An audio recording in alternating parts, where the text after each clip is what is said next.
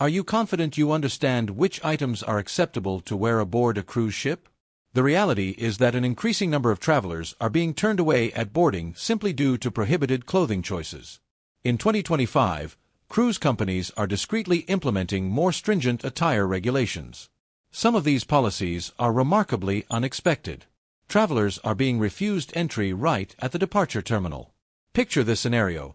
You've been saving money, organizing your trip for several months, your luggage is packed, your travel documents are prepared, and then a security officer examines your appearance and informs you, "I'm sorry, but you cannot proceed."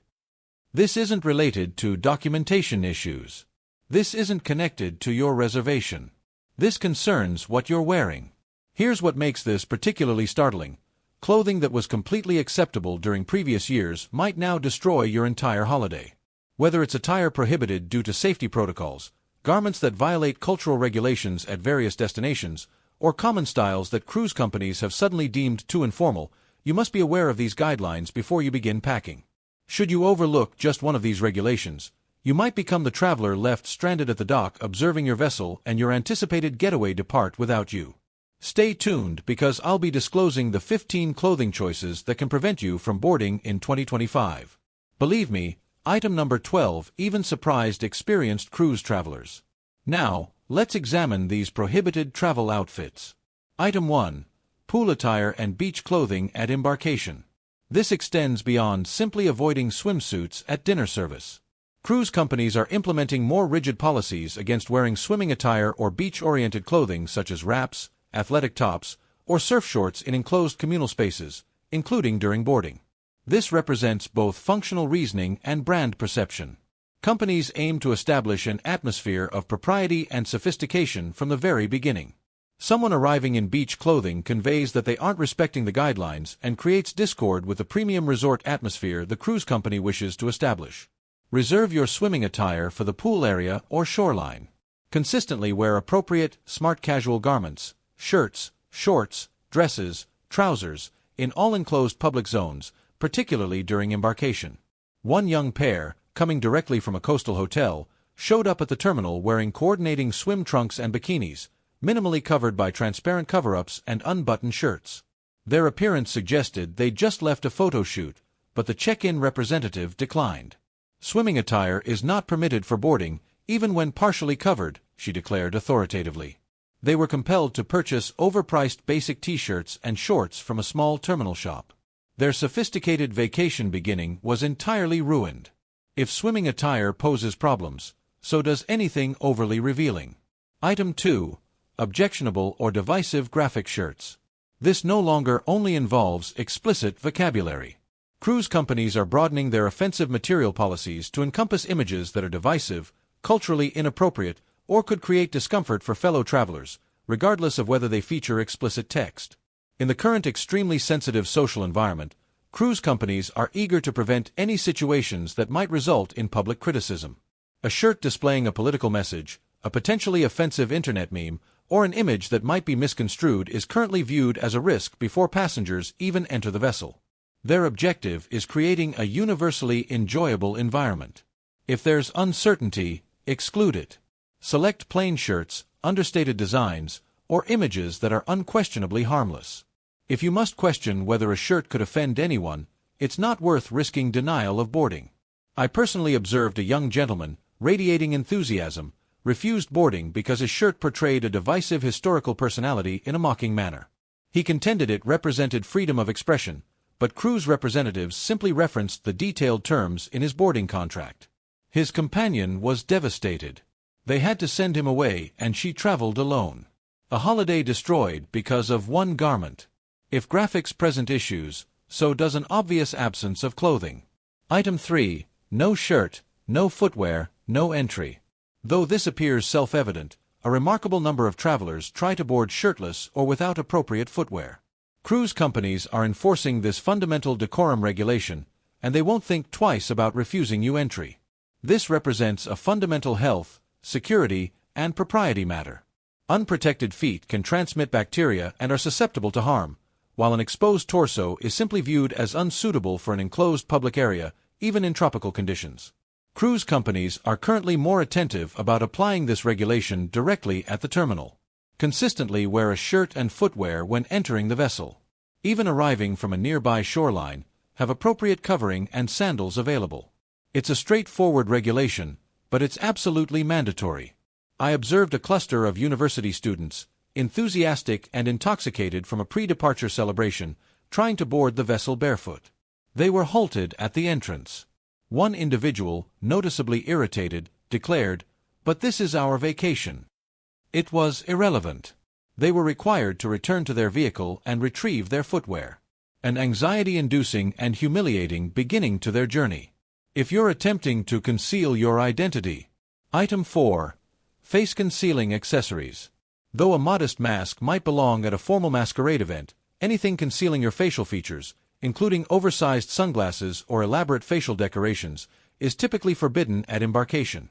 This represents a significant security and safety issue. Cruise companies must readily identify every person boarding the vessel. Anything obscuring your facial features can trigger concern. It also connects to preserving a refined environment. Reserve complete costume masks and complex facial decorations for Halloween voyages or particular themed occasions where they are specifically authorized. 4. Standard wear. Maintain regular cosmetics and accessories. A cluster of companions, all wearing sophisticated facial decorations for a pre-departure Mardi Gras celebration, were halted at the boarding queue. Security courteously but firmly requested they remove the facial decorations. "This is a security procedure, ma'am," they clarified. The cluster, mortified and exasperated, were forced to cleanse their faces in a public restroom. Their spectacular entrance somewhat diminished. Item 5. Spiked or studded garments. Though stylish on land, garments or accessories featuring large metallic spikes, studs, or chains are currently being detected by security equipment and can result in boarding denial. This represents a security and safety matter. Spiked or studded garments can function as weapons, and they can also inflict damage on fellow passengers or the vessel's furniture. Cruise companies are currently more watchful about implementing this regulation. Eliminate any garments or accessories featuring large metallic spikes, studs, or chains. If your bag contains metallic accessories, ensure it's stored in your checked baggage. I recall a teenager enthusiastic about displaying her new studded leather coat was halted at the security checkpoint. The scanner activated and the security personnel courteously requested she remove the coat. He clarified that the spikes were deemed a security threat. She was extremely embarrassed and her coat was held until the voyage concluded. Let's examine the more typical regulations that can prevent you from accessing facilities, even after you've already boarded. Item 6. Excessively torn or distressed garments. Though fashionable on land, severely torn denim, shirts, or shorts exposing excessive skin beyond merely the knee area are progressively being identified as unsuitable attire for embarkation and public spaces. Cruise companies are attempting to enhance their brand perception and preserve a particular standard of propriety, even for informal wear. They aim to establish an image of premium travel, and excessively distressed garments frequently conflict with that aesthetic. This concerns maintaining a family-appropriate and dignified setting. Several tasteful tiers on denim might still be acceptable, but anything appearing barely intact or exposing substantial skin areas should remain in your luggage for port visits exclusively. Choose clean, well-preserved casual wear for boarding and aboard the vessel. A cluster of companions, all wearing designer torn denim and band shirts, attempted to board, appearing prepared for a concert. Cruise company personnel stopped them, clarifying their attire was too informal and revealing. They were completely puzzled. Following a frantic scramble to purchase new, modest trousers from an airport retailer, they ultimately boarded. However, the initial enthusiasm of their journey was completely overshadowed by the anxiety and mortification. If torn garments are unacceptable, so is anything resembling. Item 7. Exposed undergarments or nightwear in public. Abandon thoughts of walking to the buffet in your sleepwear or allowing your underwear to show. Cruise companies are actively implementing no exposed undergarments and no nightwear in communal areas regulations, and they're willing to refuse you entry. This represents a fundamental decorum matter. Cruise companies are family-appropriate settings and they anticipate passengers will dress suitably. Exposed underwear or nightwear is viewed as disrespectful toward fellow passengers and the general environment. Consistently ensure your garments offer adequate coverage. Reserve your sleepwear for your quarters. If you're venturing out, even for quick refreshments, wear actual clothing. One passenger, obviously still partially asleep, strolled into the primary dining area for breakfast wearing a silk robe over what was obviously sleepwear. Before reaching the beverage station, a courteous but authoritative host intercepted him. "Sir, sleepwear is not allowed in the dining area." The gentleman, humiliated, quickly withdrew, his face extremely flushed. Item 8. Men's athletic tops and sleeve-free shirts at dinner. This isn't novel, but implementation is intensifying. Numerous cruise companies are rigorously forbidding men from wearing athletic tops, sleeve-free shirts, or even extremely casual t-shirts in primary dining areas, premium restaurants, and evening social spaces. This represents a conventional element of smart casual for evening attire. It concerns presenting a refined appearance. A collared shirt or a sophisticated button-up is typically anticipated. Men should consistently pack collared shirts, polo or button-up, for dinner.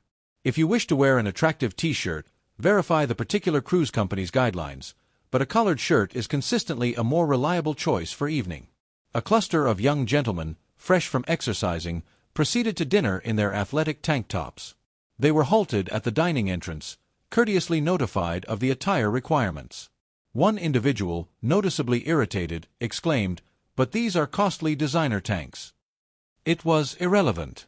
They ultimately dined at the informal buffet, complaining about the absurd regulations. If men must consider sleeves, everyone must consider footwear. Item 9. Excessively informal footwear. Though acceptable poolside, flip-flops, Crocs, and deteriorated athletic shoes are progressively being restricted from enclosed dining facilities, premium restaurants, and even certain evening entertainment areas. This represents a traditional smart casual interpretation. Appropriate footwear demonstrates respect for the facility and the situation. Beyond appearance, certain footwear can be loud or track debris, affecting fellow passengers' experiences. Pack diverse footwear. Fashionable sandals, loafers, deck shoes, or formal shoes are suitable for evening. Maintain flip-flops strictly for the pool area, quarters, or extremely casual shore excursions. I observed a couple impeccably attired for formal evening, refused entry to the primary dining area because the gentleman wore spotless white athletic shoes. He genuinely didn't understand they were deemed inappropriate. They were required to return to their quarters, change his footwear, and come back, missing their scheduled seating. The expression of exasperation on their faces was evident. While we're discussing footwear, let's discuss the remainder of the ensemble. Item 10. Transparent or mesh garments without appropriate underlayers. What's fashionable on design runways can be prohibited aboard a cruise vessel. Transparent tops, dresses, or trousers revealing excessive skin or undergarments without suitable lining or layers are progressively being identified. This belongs under general anticipations of modesty and consideration in a family-focused setting. Cruise companies aim to prevent anything that might be interpreted as inappropriate or excessively provocative. If you intend to wear transparent items, verify they are sufficiently layered or lined. Consistently err toward caution with coverage, particularly in evening or enclosed public areas. A woman wearing a lovely but quite transparent lace dress was prevented from accessing the evening theater. She genuinely hadn't understood how see-through it appeared under the intense lighting. She was required to return to her quarters, humiliated, to locate alternative clothing, missing the beginning of the performance she'd been anticipating. Now, let's progress toward the genuinely unexpected limitations that can surprise even seasoned cruisers. Item 11. Themed costumes beyond event hours. Though themed evenings like 1980s celebrations or pirate evenings are enjoyable, wearing your complete costume beyond the specified event hours, particularly at embarkation or casual facilities, can create problems. This concerns appropriateness. A cruise company wants the vessel to resemble a sophisticated resort, not a perpetual costume celebration. Wearing a complete pirate costume to dinner on a non-themed evening or during boarding indicates a misunderstanding of the vessel's general atmosphere. Welcome themed evenings, but transition into suitable attire before and afterward. Reserve the complete mermaid tail or superhero cape for the particular event on the Lido deck, not the primary dining area. A cluster of companions decided to begin their holiday early, boarding in complete Hawaiian luau attire, leis, grass skirts, everything. They were refused entry despite contending it was celebratory. Boarding personnel clarified that complete costumes were exclusively permitted during specified events aboard, not for embarkation. They were forced to frantically change into standard clothing in a restroom stall. Their celebratory spirit completely deflated. Speaking of appropriateness, let's discuss surprising regulations. Item 12. Destination conflicts. Camouflage prohibited in Caribbean destinations. Throughout many Caribbean and African countries, it is unlawful for civilian individuals to wear camouflage garments. You might face fines or even detention simply for wearing your camouflage shorts. This represents a startling and hazardous regulation that numerous cruisers don't know about. The regulation is a remnant from previous political conflicts and is designed to prevent civilians from resembling military personnel. This isn't a cruise company regulation, but rather a destination regulation they will implement. Before cruising, investigate the regulations of your destination ports. When uncertain, exclude the camouflage completely. It's not worth the potential consequences. One passenger, a former military veteran, was halted by port security in the Bahamas for wearing his camouflage shorts. He was extremely surprised and bewildered. The port security personnel clarified the regulation to him, and he was compelled to return to the vessel and change. It was an anxiety-inducing and humiliating situation for him. Item 13. Garments resembling crew uniforms. Wearing garments that too closely resemble the uniform of cruise vessel crew members, for instance, particular colors, styles, or shoulder decorations, can, in uncommon but serious situations, result in questioning or even boarding denial. This represents a security and safety issue. Cruise companies must clearly differentiate between crew and passengers for recognition, emergency procedures, and to avoid confusion. Resembling crew, even unintentionally, is highly problematic. Eliminate plain white collared shirts with dark trousers that might be confused with basic crew attire. If you possess a uniform-style ensemble for a pastime, verify it has distinct distinguishing characteristics. A former naval officer, proud of his vintage crisp white uniform shirt with subtle shoulder decorations, determined it was ideal for smart casual. As he tried to board, a security personnel stopped him. "Sir, we value your service, but we cannot permit you to board in attire resembling our crew uniform." The officer was astounded. He was required to return to his vehicle, change, and experience a delay. All because his well-meaning ensemble created a security issue. That's not the sole surprising regulation. Item 14. Garments with cultural or religious insensitivity. Beyond merely offensive, cruise companies are progressively scrutinizing garments that could be viewed as culturally appropriative, religiously insensitive, or disrespectful toward any community. In an attempt to establish an inclusive setting for a varied passenger population, cruise companies are becoming more watchful about attire that might unintentionally create offense or discomfort, regardless of whether the wearer's intention isn't harmful. Be conscious of your selections.